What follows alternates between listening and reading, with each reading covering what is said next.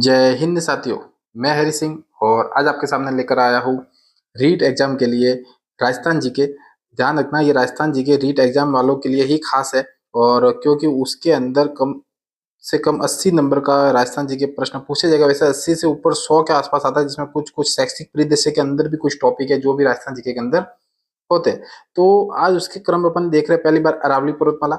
और इससे पहले मैंने कुछ वीडियो अपलोड किए थे, राजस्थान भूगोल की एक प्ले लिस्ट है उसके अंदर, तो वो वीडियो जाकर आप जरूर देखें। उसमें भी मैंने बहुत अच्छी तरह से इसको समझाया है। मेरे पास डिजिटल बोर्ड नहीं है, इसलिए मैं एक तरह से स्क्रीन रिकॉर्ड करके आपके सामने लेकर आया हूँ कुछ अलग तरीके से राजस्थान जी के, और आशा करता हूँ वो आपको जरूर समझ में आएगा। ठीक है, अब अपन देखें कि अरावली पर्वतमाला अरावली पर्वतमाला जो है अपनी ये भौगोलिक प्रदेश का एक महत्वपूर्ण भाग है। ठीक है, जिसमें अपन को पता है कि 4 भौगोलिक प्रदेश है, जिसमें अपन कहते हैं पश्चिमी मरुस्थलीय प्रदेश अरावली पर्वतीयमाला, और अरावली पर्वतीय प्रदेश, फिर अपन के पूर्वी मैदानी भाग और पूर्वी हाड़ौती का पठार। ठीक है, ये ध्यान रखना आप। ठीक है, तो इसी के अंदर अपन देखें यदि कि अरावली पर्वतमाला है, और इस अरावली पर्वतमाला से हमेशा प्रश्न पूछे जाते हैं, बहुत अच्छे अच्छे प्रश्न पूछे जाते हैं। ठीक है, तो आज अपन अरावली पर्वतमाला को जानेंगे। ठीक है, एक मैं जैसे यहाँ पे राजस्थान का मैप डिजाइन कर रहा हूँ। ठीक है, एक थोड़ा सा बेसिक अपन जानने के लिए, ये है अपने राजस्थान का एक मैप, और इस राजस्थान के अंदर अपन मैं एक थोड़ा सा अरावली को ड्रॉ कर देता हूँ। ठीक है, अब ड्रॉ उसी हिसाब से होगी जो आप देख लेना एक बार। ठीक है, ये अरावली ड्रॉ कर रहा हूँ मैं, और इसी के हिसाब से अपन थोड़ा इसको समझेंगे। ठीक है, यह है अरावली। अब अरावली पर्वतमाला ध्यान रखना बहुत ही पुरानी पर्वतमाला है, प्राचीन पर्वतमाला है। राजस्थान या कहे विश्व की सबसे प्राचीन पर्वतमाला, ये ध्यान रखना। ये जो पर्वतमाला ये गोंडवाना लैंड का अवशेष है। किसका अवशेष है? गोंडवाना लैंड का अवशेष है। ये अपने को ध्यान रखना, गोंडवाना लैंड का अवशेष है। ठीक है, फिर अपन कहते हैं कि अवशेष का मतलब क्या, एक तरह से टूटा फूटा भाग है, अपशिष्ट है। ठीक है, ये ध्यान रखना है। अब अपन कहे कि इसकी शुरुआत कहाँ से होती है। ठीक है, तो एक वैज्ञानिक था एम हेरोन। एक वैज्ञानिक कौन था? M Heron. M Heron. ठीक है, ये नाम याद रखना, एम हेरोन था। और इस एम हेरोन ने इसकी उत्पत्ति प्री कैम्ब्रियन काल की चट्टानों से मानी है। प्री कैम्ब्रियन काल, प्री कैम्ब्रियन काल, ठीक है, प्री कैम्ब्रियन काल की चट्टानों से इसकी उत्पत्ति मानी है। और कहा है कि अरब सागर के अंदर एक द्वीप है छोटा सा, और वो द्वीप कौन सा? मिनिकॉय द्वीप। कौन सा द्वीप है? मिनिकॉय द्वीप है। और उस मिनिकॉय द्वीप पर ध्यान रखना, उस मिनिकॉय द्वीप पर यह अरावली पर्वतमाला की उत्पत्ति है, या एक तरह से इसका मूल स्थान है। मिनिकॉय द्वीप क्या है? इस अरावली पर्वतमाला का मूल स्थान है, मूल स्थान है। ठीक है ना, ये अपने को ध्यान रखना, मूल स्थान क्या है। मिनिकॉय द्वीप किसके अनुसार है? वैज्ञानिक है एम हेरोन के अनुसार प्री कैम्ब्रियन काल में इसकी उत्पत्ति हुई थी। और कह सकते हैं इसका मूल स्थान क्या है? अरब सागर के द्वीप मिनिकॉय द्वीप से है, और इसे अरावली का पिता कहा जाता है। ठीक है ना, ये भी प्रश्न याद रखना अपने को। अरावली पर्वतमाला का पिता किसे कहा जाता है? मिनिकॉय द्वीप को पिता भी कहा जाता है, अरावली पर्वतमाला का पिता कहा जाता है। ठीक है, तो ध्यान रखना, अरावली पर्वतमाला का पिता मिनिकॉय द्वीप को कहा जाता है एम हेरोन के अनुसार, या उसकी उत्पत्ति इसने यहाँ से मानी थी। ठीक है, अब अपन देखें थोड़ा और इसकी तरफ कि क्या क्या इसमें था। तो अपने को पता करना है कि जो अरावली पर्वतमाला है वो गुजरात के पालमपुर से होकर हरियाणा, दिल्ली, और दिल्ली में एक रायसीना पहाड़ी है जहाँ पर राष्ट्रपति भवन है, उस रायसीना पहाड़ी तक, उस रायसीना पहाड़ी तक ये अरावली पर्वतमाला फैली हुई है। तो अपन कहे कि टोटल इसकी कुल लंबाई कितनी है? टोटल इसकी कुल लंबाई है 692 किलोमीटर। टोटल लंबाई है इसकी 692 किलोमीटर। और अपन कहे कि ये कहाँ से कहाँ तक फैली गई है? तो गुजरात, गुजरात में है।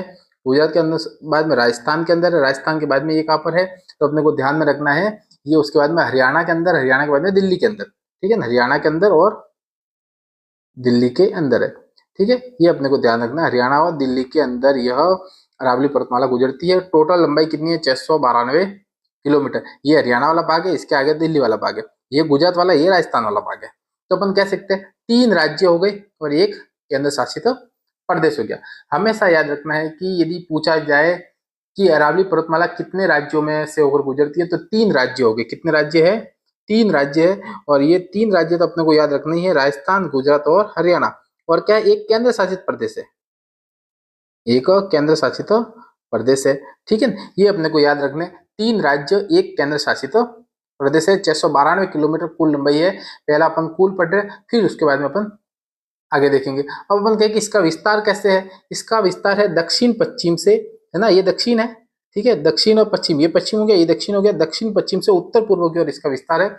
ऐसे इसका विस्तार जा रहा है, ठीक है। ऐसे विस्तार इसका ऊपर के ऊपर हो रहा है, तो इसका विस्तार भी याद रखना, दक्षिण पश्चिम से उत्तर पूर्व की ओर। विस्तार वापस बोलता हूँ, दक्षिण पश्चिम से उत्तर पूर्व की और इसका विस्तार है। अब अपन कहे कि ये तो था इसका कुल लंबाई वाला भाग, अपन अब कहे कि इसके 692 में से राजस्थान में कितना इसका भाग, तो राजस्थान में लगभग 80% भाग है इसका। कितना? लगभग 80%। और 80% में कितना आता है? 550 किलोमीटर। 550 किलोमीटर कुल लंबाई राजस्थान के अंदर है। किसकी है? अरावली पर्वतमाला की है। तो अपन कह सकते हैं कि राजस्थान में 550 किलोमीटर अरावली पर्वतमाला की कुल लंबाई है।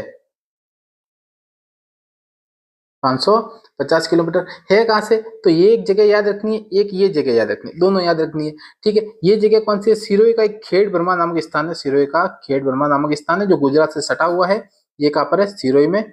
और इसके साथ ही ये जो है ये झुंझुनू के अंदर खेतड़ी है, उसका एक भाग है और वो झुंझुनू के अंदर पड़ता है। तो यहां तक फैली हुई है राजस्थान के अंदर। कितने किलोमीटर की है? 550 किलोमीटर की अरावली पर्वतमाला फैलती है। कुल कितने प्रतिशत है? 80% भाग है अरावली पर्वतमाला का। कुल भाग जितना है 692, उसका 80% भाग क्या है? 550 किलोमीटर है। और ये कहां पर है?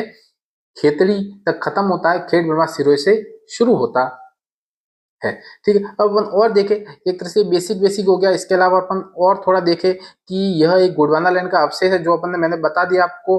फिर अपन कहेंगे इसका सर्वाधिक ऊंचा भाग क्या है? इसका सर्वाधिक ऊंचा भाग है जो सिरोही के अंदर आता है। सर्वाधिक ऊंचा भाग कहाँ आता है? सिरोही के अंदर। और सिरोही में एक पर्वतमाला है, एक चोटी है जिसको अपन गुरु शिखर बोलते हैं। और ये गुरु शिखर अरावली की सबसे ऊंची चोटी है पूरे 692 किलोमीटर में से। वापस बताता हूँ, राजस्थान की पर्वतीय चोटी तो है ये सबसे ऊंची, परंतु अपन कहे कि अरावली की सबसे ऊंची चोटी कौन सी है? तो गुरु शिखर है सबसे अरावली के ऊपर की चोटी। तो अपन कहे कि सर्वाधिक ऊंचा भाग कहाँ पर है? पहले पॉइंट अपन लिखे कि सर्वाधिक ऊंचा भाग कहाँ पर है। तो सर्वाधिक ऊंचा भाग है अपने पास सिरोही के अंदर। ऊंचा कहाँ पर है? सिरोही में, ठीक है। ऊंचा कहाँ पर है? सिरोही में। दूसरा अपन कहे कि इसका चौड़ा भाग कहाँ पर है, जहां पर ये बहुत ज्यादा भागों में फैली हुई है, ये है उदयपुर के अंदर। ये कहाँ पर है? उदयपुर में। और अपन यदि कहे कि इसका सबसे लंबा भाग कहाँ पर है, जो ज्यादातर अपन कह सकते हैं कि जिले के अंदर ज्यादा किलोमीटर इस 550 में से उसमें जाता है जिले में, वो है पाली के अंदर। तो अपन कहते हैं लंबा कहाँ पर है? तो पाली में। और एक दो जिले ऐसे हैं जहां पर ये मान लीजिए ये तल है, अपने धरती का तल है, इसमें यहाँ से जैसे खत्म हो जाती है और अंदर घूमती है फिर वापस बाहर निकल जाती है। यानी ये क्या है? ये इसका एक तरह से भूमिगत भाग है। क्या है? भूमिगत भाग है। और भूमिगत भाग है कहाँ पर? तो ब्यावर व अजमेर के अंदर। ब्यावर व अजमेर के अंदर बहुत जगह ऐसा बार है कि एक तरह से कहे अपन ब्यावर और अजमेर में अरावली पर्वतमाला कहीं पर गायब हो जाती है फिर वापस शुरू हो जाती है। तो अपन कह सकते हैं कि वो एक तरह से भूमिगत भाग है, ये वाला भाग। कौन सा है? ये वाला भाग भूमिगत है। ये वाला भाग क्या? लंबा है। ये ऊंचा भाग है। और ये वाला भाग जो चौड़ाई है, ये क्या है? चौड़ा भाग है। तो अपन एक तरह से चारों अपन वापस देखते हैं। सबसे ऊंचा भाग क्या है? सिरोही। चौड़ा भाग क्या है? उदयपुर। सबसे लंबा भाग क्या है? पाली, ठीक है। और भूमिगत भाग क्या है? ब्यावर व अजमेर। यहाँ तक आपको क्लियर होना चाहिए। मैं वापस बता देता हूँ एक एक चीज कि क्या क्या अपने पास था। कि मान लीजिए ये अरावली पर्वतमाला है। यह क्या थी? अरावली पर्वतमाला। और इसी अरावली पर्वतमाला में अपन कह सकते हैं कि एक एक चीज अपन ने देखी थी जिसमें अपन कहते हैं कि टोटल कितना है? 692 किलोमीटर है। 692, जिसमें से ये राजस्थान है। राजस्थान कितना है? 550 है। ये क्या है? खेड़ ब्रह्मा है। खेड़ ब्रह्मा सिरोही है। और ये क्या है? खेतड़ी। और खेतड़ी क्या है? झुंझुनू है, ठीक है। खेतड़ी क्या है? झुंझुनू है। इसके अंदर सबसे ऊंचा भाग है यहाँ पर सिरोही के अंदर। सबसे चौड़ा भाग यहाँ पर क्या है? उदयपुर के अंदर।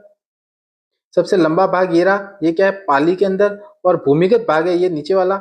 और ये कहाँ पर है? ब्यावर वो अजमेर के अंदर। ये ब्यावर वो अजमेर के अंदर। ये क्या है? गुजरात है, ठीक है। ये क्या है? हरियाणा है। और हरियाणा के आगे एक आता है केंद्र शासित प्रदेश दिल्ली, ठीक है। तो अपन कह सकते हैं कि 692 किलोमीटर जो है ये गुजरात, राजस्थान, हरियाणा व दिल्ली के अंदर फैला हुआ है। अरावली पर्वतमाला विश्व की सबसे प्राचीनतम पर्वतमाला है, जिसका उद्भव अपन ने कहा है कि जिसका उद्भव कहाँ से हुआ था?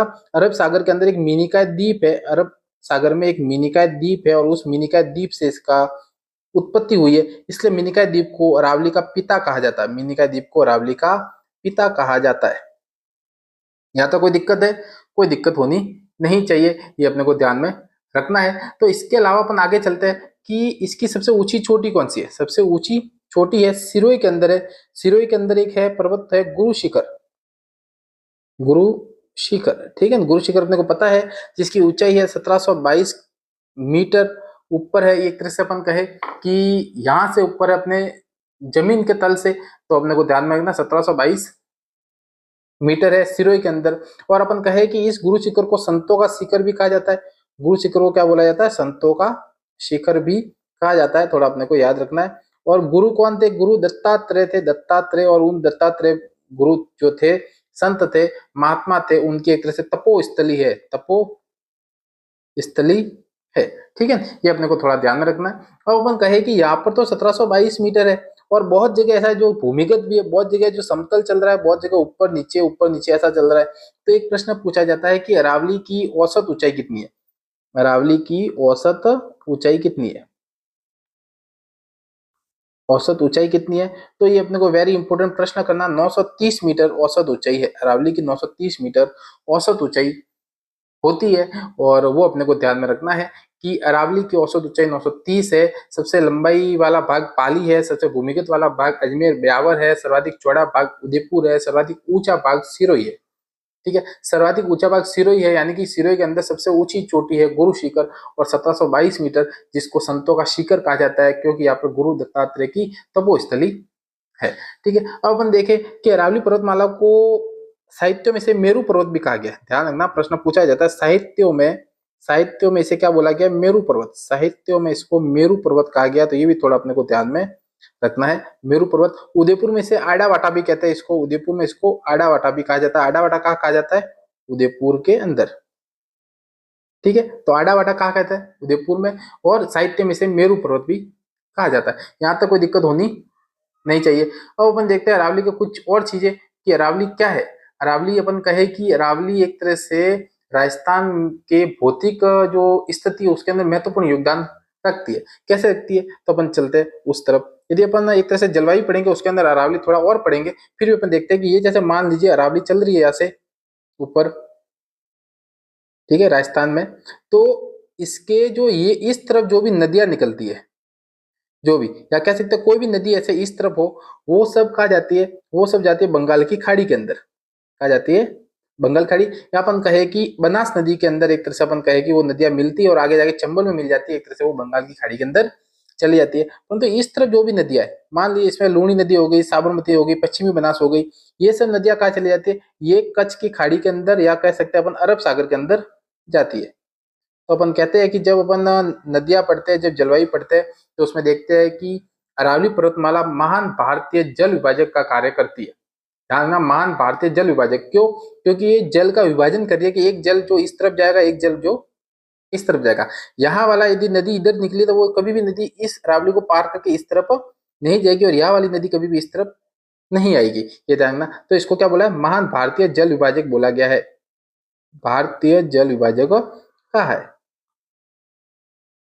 ठीक है, तो अरावली को क्यों बोला गया? क्योंकि ये जल का विभाजन कर रही है, दो अलग अलग क्षेत्रों के अंदर जल पहुंचा रही है। और एक तरफ यदि सूखा है तो दूसरी तरफ बहुत हरा भरा है। उस सूखे वाले प्रदेश को हरा भरा नहीं कर सकते, उस हरे भरे वाले प्रदेश को कभी सूखा नहीं होगा। ठीक है, इसके अलावा अपन देखें कि जो अरावली पर्वतमाला है उसके उत्तर पूर्व के उत्तर पश्चिम के अंदर पूरा का पूरा क्या एक तरह से मरुस्थल है।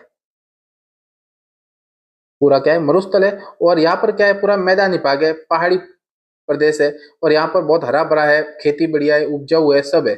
ठीक है, तो ये क्या करता है? इस मरुस्थल को पूर्व में आने से रोकता है। ये वेरी वेरी इंपॉर्टेंट कर देना, प्रश्न पूछा जाता है कि अरावली पर्वतमाला मरुस्थल को पूर्व में या दक्षिण में आने से रोकता है, तो एक तरह से अपने राजस्थान की सुरक्षा कर रहा है अरावली पर्वतमाला। ये वेरी वेरी इंपॉर्टेंट है।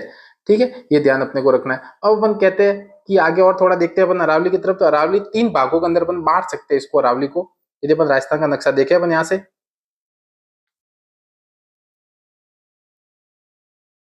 ठीक है, छोटा सा बना रहा हूँ, ये जैसे राजस्थान का नक्शा हो गया। तो इस राजस्थान के नक्शे के अंदर जो अरावली है, इस अरावली को तीन भागों में बांटता है। एक तो हो गया अपने पास दक्षिणी भाग, एक हो गया अपने पास मध्य अरावली, और एक हो गया अपने पास उत्तरी अरावली। ठीक है, तो दक्षिणी, मध्य और उत्तरी, ये अपने को तीनों ही याद रखने, और तीनों अलग अलग पढ़ने, क्योंकि बहुत बार अलग अलग पूछे जाते हैं। तो दक्षिणी अरावली, मध्य अरावली और उत्तरी अरावली, ये तीनों अपने को याद रखने। और इसी के अंदर अपन एक एक चीज पढ़ते रहेंगे। तो पहली चीज अपने पास दक्षिणी अरावली, और उस दक्षिण अरावली के अंदर अपन देखते हैं कि क्या क्या चीज ऐसी जो अपने को पढ़नी है और क्या क्या अपने परीक्षा की दृष्टि से महत्वपूर्ण है। ठीक है, मैं वापस बता देता हूँ, ये एक नए लोग हैं जो पहली बार राजस्थान जी के पढ़ रहे हैं, उनको समझ में नहीं आ रहा, तो उनको समझाने के लिए मैं एक तरह से ये क्लास लेकर आया हूँ। तो मैं आशा करता हूँ वो आपको समझ में आ रही होगी। यदि चैनल को सब्सक्राइब नहीं किया तो चैनल को सब्सक्राइब जरूर करें। अपन अरावली पर्वतमाला को यहाँ पर पूरा करेंगे आज, और एक एक चोटी याद रखेंगे, चोटियों के जो नाम है उनको याद रखेंगे। एक वीडियो और बनाऊंगा ताकि कि कम कम वीडियो के अंदर आपके सिलेबस कंप्लीट हो जाए, आपको ज्यादा वीडियो देखना ना पड़े, और छोटे छोटे वीडियो में अपने जितने भी टॉपिक्स है वो सब पूरे हो जाए। तो चलिए आज चलते अपन दक्षिणी अरावली, और दक्षिण अरावली के अंदर अपन पढ़ेंगे कि दक्षिण अरावली के अंदर है क्या चीज। ठीक है, तो दक्षिणी अरावली पहला भाग है इसका, 3 भागों के अंदर बांटा है अपन ने अरावली को, ध्यान रखना। और दक्षिण अरावली है जिसमें ध्यान रखना दक्षिण है, यानी क्या कह सकते हैं अपन कि जो दक्षिण वाला भाग है वो। अब दक्षिण वाले भाग में जिले कौन कौन से आते हैं तो वापस बता देता हूँ। सिरोही आ जाता है, सिरोही आ जाता है, उदयपुर आ जाता है। ठीक है, ये जो भी जिले आपको पता है, यदि नक्शा याद है तो बहुत अच्छी बात है, यदि नक्शा याद नहीं है तो प्लीज नक्शे वाला जो मेरा जो वीडियो है उस वीडियो को जरूर देखें, मैं लिंक दे दूंगा डिस्क्रिप्शन में। और उस वीडियो को देखने के बाद ही आपको पता चलेगा कि हाँ कैसे कैसे अपन इस नक्शे को ड्रॉ कर सकते हैं, कैसे अपने को पता चलेगा दक्षिण में कौन से जिले एक दूसरे से सटे हुए हैं, कौन से जिले दूर दूर है। तो इसमें डूंगरपुर, सलूम्बर, राजसमंद, चित्तौड़गढ़, ये सब एक तरह से अपन क्या कह सकते हैं, इसको अरावली पर्वतमाला का दक्षिणी भाग इसको मान सकते हैं। इस दक्षिणी भाग में सीधी सी बात है, दक्षिणी भाग की सबसे बड़ी विशेषता क्या है, यहाँ पर बड़ी बड़ी ऊंची ऊंची चोटियां है, बड़ी बड़ी ऊंची ऊंची चोटियां है। ठीक है, और चोटियों के बाद में क्या है, ऊंची ऊंची चोटियों के बाद में है अपने पास एक तरह से कहे तो कि चौड़ा भाग है। क्या है, चौड़ा भाग है। हाँ, दो चीजें, ऊंची ऊंची चोटियां और चौड़ा भाग, ये अपने को ध्यान रखना है। तो अपन आगे चलते हैं कि क्या क्या इसमें हो सकते हैं, या इसमें क्या क्या अपन पढ़ने लायक है जो अपने को याद रखना है। ठीक है, फिर अपन देखते हैं दक्षिणी भाग की प्रमुख चोटियां कौन कौन सी है। दक्षिणी भाग की प्रमुख चोटियां कौन कौन सी है, तो प्रमुख चोटियां अपने को याद रखनी है। एक तो ठीक है, प्रमुख चोटियां जिसमें पहला अपन देखते हैं गुरु शिखर, पहला गुरु शिखर हो गया। फिर अपन दूसरा देखते हैं सैर, और ये सैर कहाँ पर है, ये सैर भी सिरोही में, और गुरु शिखर भी कहाँ पर है, सिरोही के अंदर है। फिर अपन थर्ड देखते हैं जरगा, उदयपुर के अंदर, जरगा उदयपुर में। फोर्थ नंबर अपन देखते हैं देलवाड़ा, और देलवाड़ा का है सिरोही के अंदर, सिरोही में एक तरह से कहे कि माउंट आबू के अंदर। ठीक है, ये अपने को ध्यान रखना है, मैं ऐसे ही लिख रहा हूँ आपके सामने समझाने के लिए। ठीक है, तो गुरु शिखर, शेर, जरगा, देलवाड़ा, इन चारों का प्रश्न पूछा जाता है कि ऊंचाई के क्रम में व्यवस्थित कीजिए, अवरोही क्रम में व्यवस्थित कीजिए, आरोही क्रम में व्यवस्थित कीजिए, ये चारों। इसके अलावा अपन देखते हैं प्रमुख चोटी कौन कौन सी और, कि 5 नंबर पर देखे अचलगढ़, अचलगढ़ भी कहाँ पर है, सिरोही के अंदर। ठीक है, 6 नंबर पर अपन देखते हैं कुंभलगढ़, कुंभलगढ़ कहाँ पर है, राजसमंद में। ठीक है, ये आ गया कुंभलगढ़, और कुंभलगढ़ कहाँ पर है, राजसमंद के अंदर। फिर अपन और देखते हैं सज्जनगढ़ आ गई, और सज्जनगढ़ कहाँ पर है, उदयपुर के अंदर। ठीक है, ये पर्वत प्रमुख चोटियां इस अरावली पर्वतमाला की दक्षिण की है ना, ये किसकी है, दक्षिण की है। इसमें गुरु शिखर है, संतों का शिखर बोलते हैं इसको, शेर हो गई, जरगा हो गई जो उदयपुर के अंदर, देलवाड़ा जो कहाँ पर है, सिरोही में। तो अपन कह सकते हैं कि कुल 5 में से एक सिर्फ उदयपुर में, बाकी 4 कहाँ पर है, सिरोही के अंदर है। तो ये अपने को थोड़ा याद रखना है चारों, और ये वेरी वेरी इंपॉर्टेंट है, प्रश्न पूछा जाता है। इनके जो लंबाई के जो क्रम है वो मैं आगे बताऊंगा, पूरी अरावली पर्वतमाला को एक साथ बताऊंगा।